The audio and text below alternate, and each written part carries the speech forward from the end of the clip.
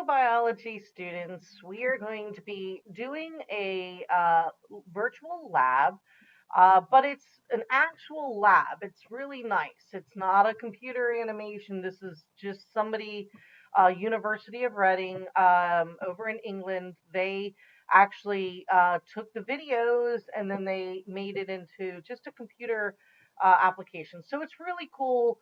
You would be doing the same thing if we didn't have the restrictions we had. And let me go over the premise, and then if we can figure out how to allow Flash on our Chromebooks, I'm going to let you guys do this. But just in case, I'm going to make a video of it so we can look at it. Now, what the premise of this lab is that you can measure the rate of photosynthesis by measuring the amount of oxygen bubbles that are released in an aquatic plant. And in this case, they're using an aquatic plant called Alodia. Now, when we've done this lab, we've used one called Kabamba, which somehow I just love that word better. Kabamba. Anyway, now I'm going to explain the premise of the lab and what you're going to measure, and and then before we actually take the data, I'm going to ask you to make a prediction, a hypothesis. Now, what you see in the setup, you've got a light, and this light can be toggled back and forth. And so notice the farther the light is, the less intensity you would have. Now, that also is going to relate to the amount of energy that gets to the plant. So the farther away the light is, the less energy is reaching the plant cells. That might help you make your hypothesis.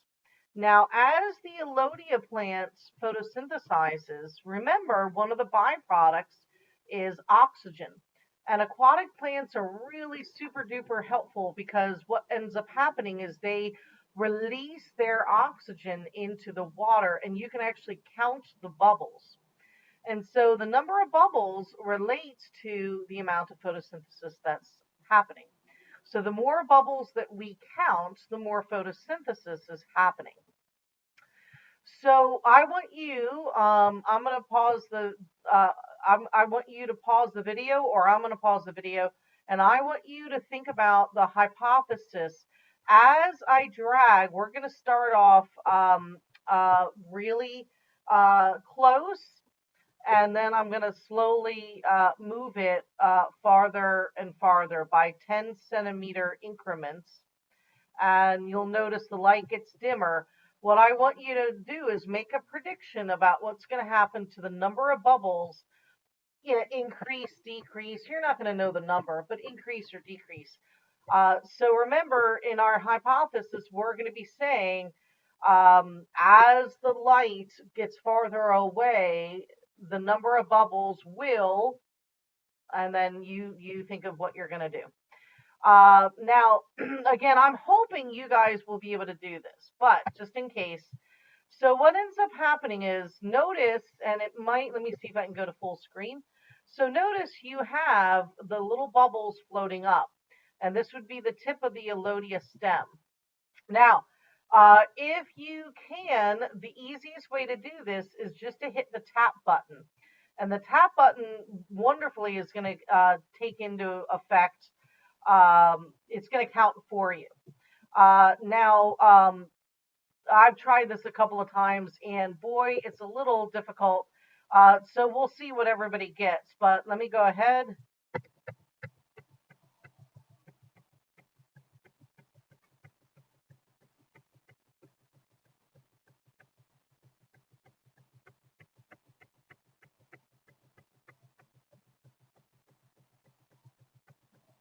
All right.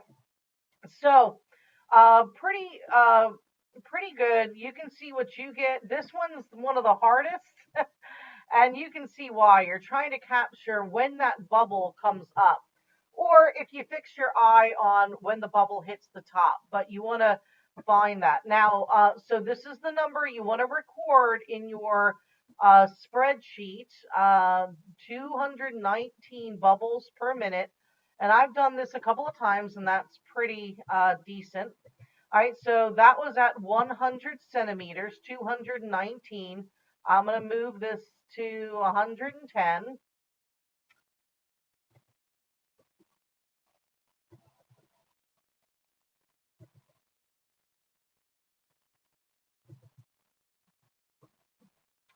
So let's try this. So let me hit reset.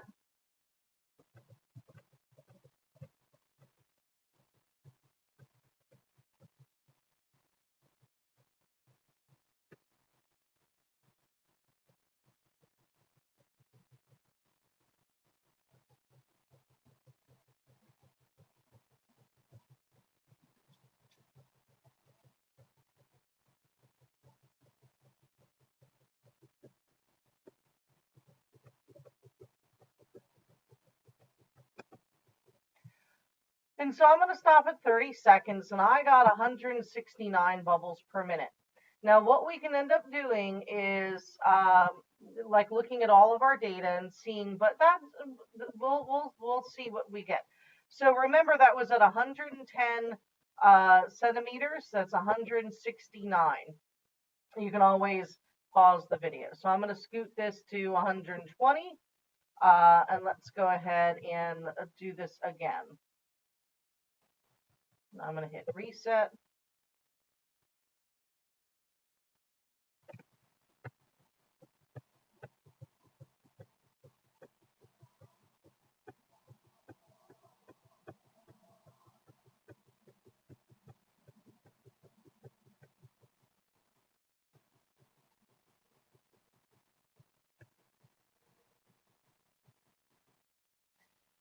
Okay, and so I am getting 143.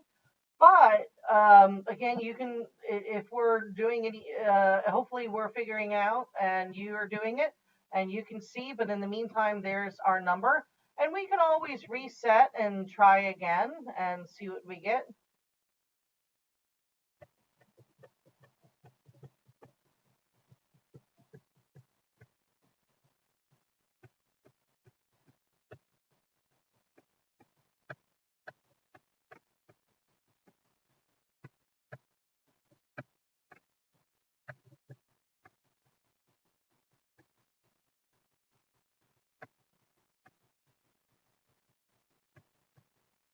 Okay, and there I have my 143. So that seems to be pretty good. So we can go back. Let's move it. All right, so now we're at 130. Let me go ahead and hit start.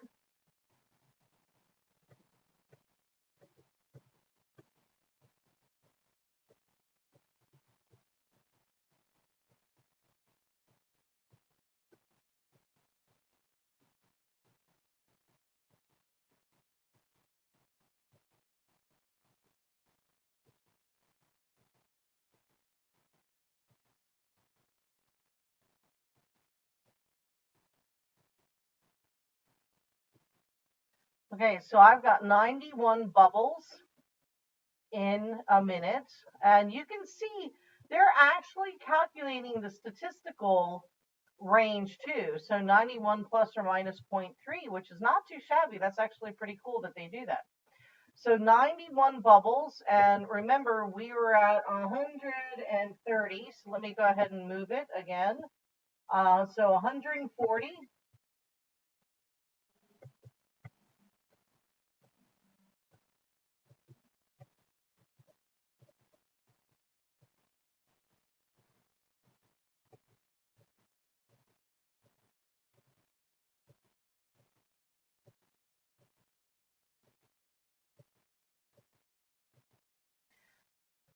Okay, and so I am at 69.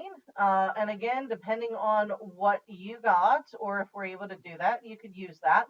So again, that was 69 bubbles. And that, notice my statistics went up a little bit. That probably means I wasn't as consistent. So that was at 140. We're going to go up to 150. And let's go ahead and start.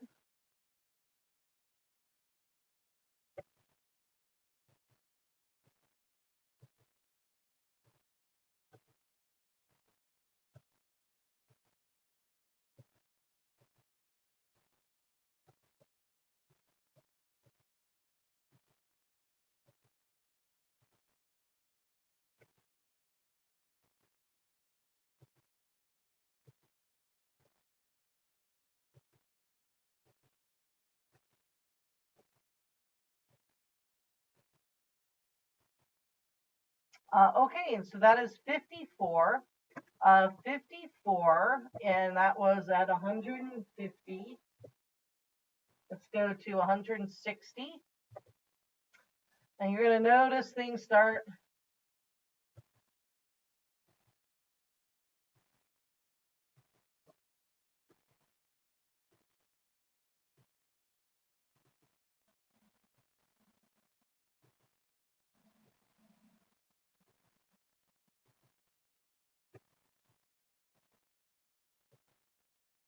Okay, so that's 48 bubbles.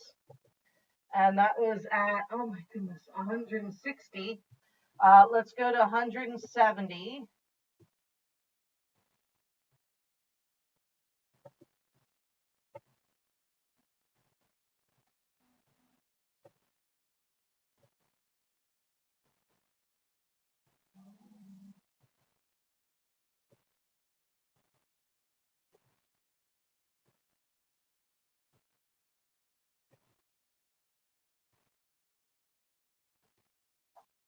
And there I have 42 bubbles per minute. Let's go to 180.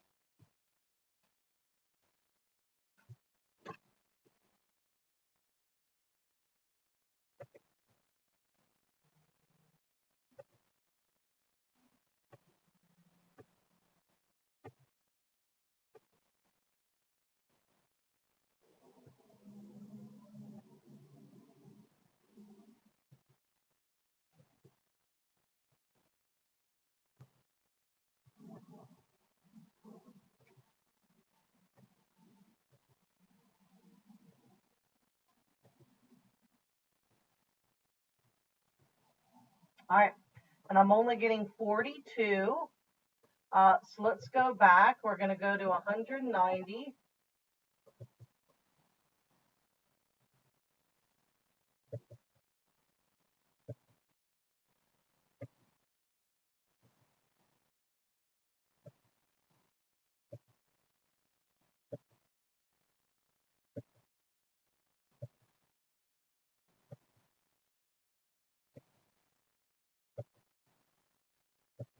Okay, so I'm only getting 37 bubbles.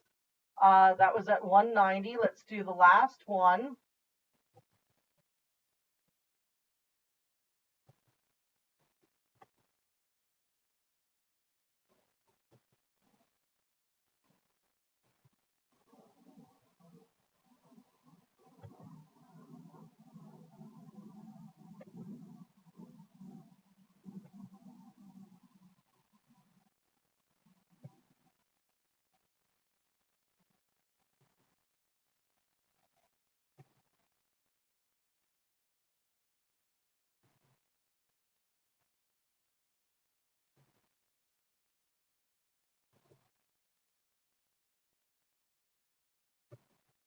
Okay, so that was at 200. And you can see quite a bit of difference with that. What I want you to think about is how would this change if instead of the intensity of light, what if we change the wavelength of light? What if we change this to a blue light or a red light or a green light? How would that affect the number of bubbles produced? Now, in that case, we want to keep the intensity the same. So right now, my variable is how far the light is, the light intensity. But notice I kept what wavelength I have, all wavelengths the same. So you think about that, and we're going to talk about that in class.